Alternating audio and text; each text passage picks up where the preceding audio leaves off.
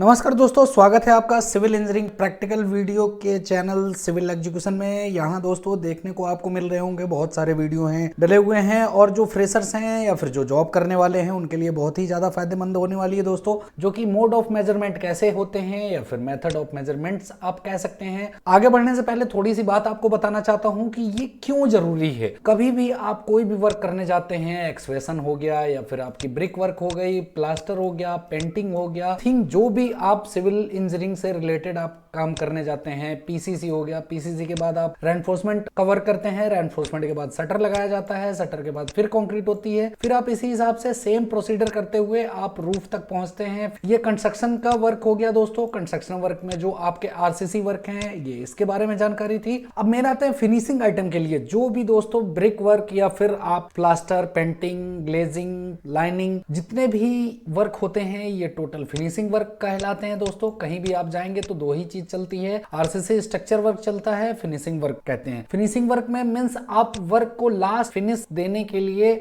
आप क्या क्या वर्क करेंगे, वो सारे फिनिशिंग वर्क के अंडर में आते हैं। फिनिशिंग वर्क के लिए आपको पता है कि जो भी है ड्राइंग आपकी एक तरह का ग्रंथ होती है जो कि आपको पूरा फॉलो करना पड़ता है। ड्राइंग के बाद आपके पास स्पेसिफिकेशन होता है जो कि क्लाइंट और एजेंसी दोनों के कंबाइंड क्वालिटी नॉर्म्स को लेते हुए बनाए जाते हैं दोस्तों, with the reference of IS codes. तो ये सारी चीजें हैं दोस्तों। आप कंस्ट्रक्शन तो कर देते हैं, कभी कभी क्या होता है कि आपको बहुत सारी चीजें आरसीसी वर्क में तो मैक्सिमम लोग कैलकुलेट कर लेते हैं या फिर मैक्सिमम उनको पता होता है, बट फिनिशिंग आइटम में कौन कौन से आइटम्स होते हैं, उनके मेथड ऑफ मेजरमेंट क्या क्या है, ये सारा इस वीडियो में पता चलने वाला है आपको दोस्तों। वीडियो जरूर यदि पसंद आए तो लाइक करें, सब्सक्राइब करें, शेयर करें और बेल आइकन दबाना ना भूलें दोस्तों, क्योंकि रोज एक नई जानकारी आपसे मिस हो जाएगी और ये हर एक दिन नई जानकारी मिलनी है इस चैनल के थ्रू आपको। और आप कुछ सालों का एक्सपीरियंस यदि आपने सही से सुन लिया और देख लिया तो आपको पहले ही गेन हो जाएगा, या इसको एक तरह से कह सकते हैं ये आपके पास गाइडलाइन होगा कि हमें वर्क कैसे करना है और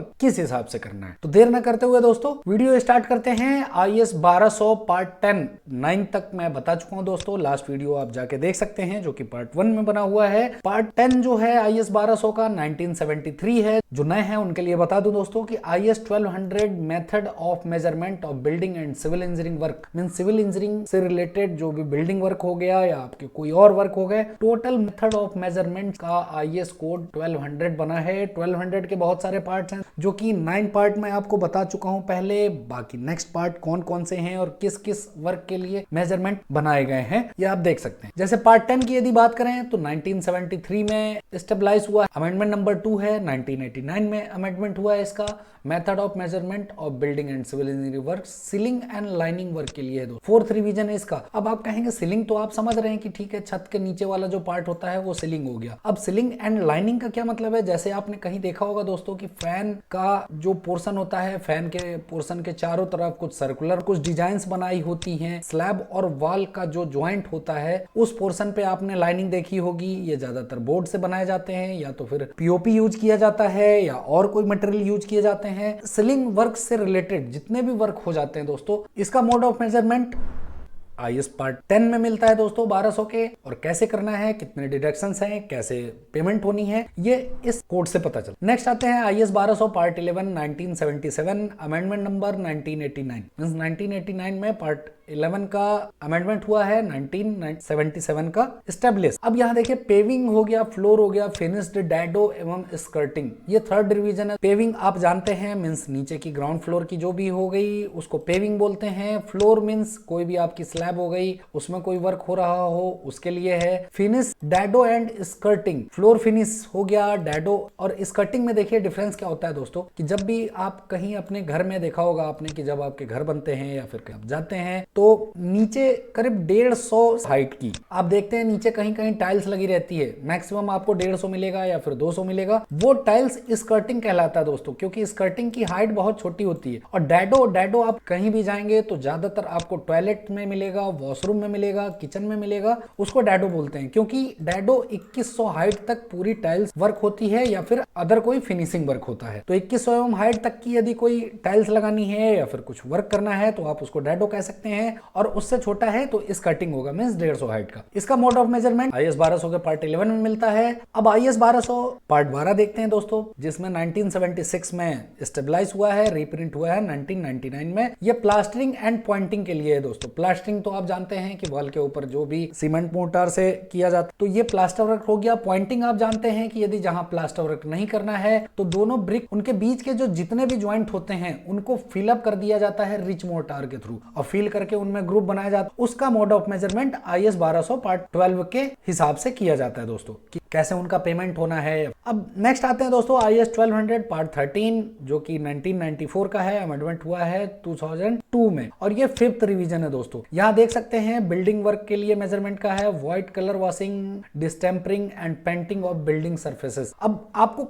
लगेगा कि ये इतने सारे पार्ट क्यों बनाए हुए हैं, तो दोस्तों होता क्या है कि हर एक वर्क के लिए अलग अलग मोड ऑफ मेजरमेंट की कंडीशन हो जाती है। यदि छोटा सा आपको एग्जांपल दूं तो जैसे शटरिंग वर्क के लिए मैंने एक वीडियो बनाया जिसमें आप देख सकते हैं कि कुछ ओपनिंग्स हैं जो कि 0.4 मीटर स्क्वायर तक की ओपनिंग को आपको डिटेक्ट नहीं करना है, मींस उसका पेमेंट करना है। लेकिन जब यही आप ब्रिक वर्क में चले जाते हैं तो ब्रिक वर्क का कुछ अलग नॉर्म्स हो जाता है, कंक्रीट वर्क में चले जाते हैं तो इसके कुछ और नॉर्म्स हो जाते हैं। इस वजह से ये सारे पार्ट बाय पार्ट बनाए गए हैं। तो पेंटिंग के लिए आप देख सकते हैं IS 1200 पार्ट 13 यूज हो। नेक्स्ट आते हैं दोस्तों IS 1200 पार्ट 14 1984 में स्टेबलाइज हुआ है, रिफॉर्म्ड हुआ है 1997 में। ये ग्लेजिंग वर्क के लिए 3rd रिवीजन है। ग्लेजिंग आप समझ रहे होंगे, आपने देखा होगा बहुत सारे होटल्स बनते हैं या फिर बहुत सारे स्ट्रक्चर होते हैं जिनके ऊपर ग्लास फिक्सिंग होती है, या तो बाहर की तरफ हो गए या फिर अंदर की तरफ हो गए। अंदर में जैसे विंडो हो गए या कोई पार्टीशन वॉल हो गई, उनमें ग्लेजिंग का यूज होता है दोस्तों। और बाहर की तरफ आप देखे होंगे बहुत सारी जगह पे कि ग्लास फिक्स किया जाता है।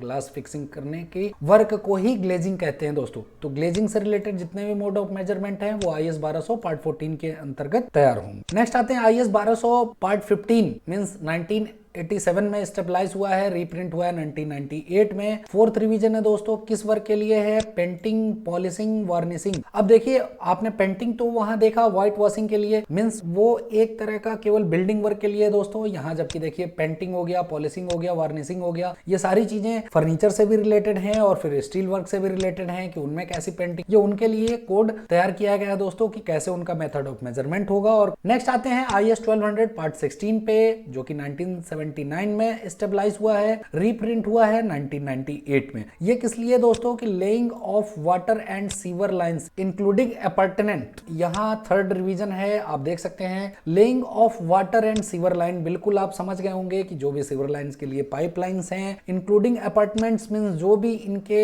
अलग से आइटम इनके लिए यूज होंगे वो इंक्लूडेड रहेंगे दोस्तों इस वर्क के लिए। जैसे आप यदि एक छोटा सा एग्जांपल लूं कि सीवर पाइपलाइन के लिए आप पहले तो कास्ट आयरन की पाइप लेइंग करते हैं, फिर उसमें कॉलर होती है, कॉलर के बाद फिर दूसरी पाइपलाइन लेइंग होती है। Same laying of water pipeline के लिए भी होगा, जो कि पार्ट 16 है IS 1200। अब नेक्स्ट आते हैं IS 1200 पार्ट 17 1985 में स्टेबलाइज हुआ है, रीप्रिंट हुआ है 1998 में। यह है road work including airfield payments. Airfield payments का मतलब आप समझ रहे हैं दोस्तों, जो कि हवाई फील्ड जो है, हवाई क्षेत्र मींस आप एयरपोर्ट कह सकते हैं। और जितने भी रोड वर्क, इनका जो भी मोड ऑफ मेजरमेंट होगा ये पार्ट 17 होगा दोस्तों। और ये मैं इसलिए बता रहा हूं कि पर्टिकुलर सबको सारे प्रोजेक्ट नहीं मिल पाते। हो सकता है कि आप कोई बिल्डिंग प्रोजेक्ट में चले गए या फिर कोई एयरपोर्ट में चले गए या कोई हाईवे एंड रोडवेज में चले गए, कोई हाइडल में चले गए, कोई पावर प्लांट में चले गए, कोई मरीन इंजीनियरिंग में चले गए, इसलिए वहां के अलग अलग वर्क के हिसाब से ये कोड का यूज हो जाता है दोस्तों।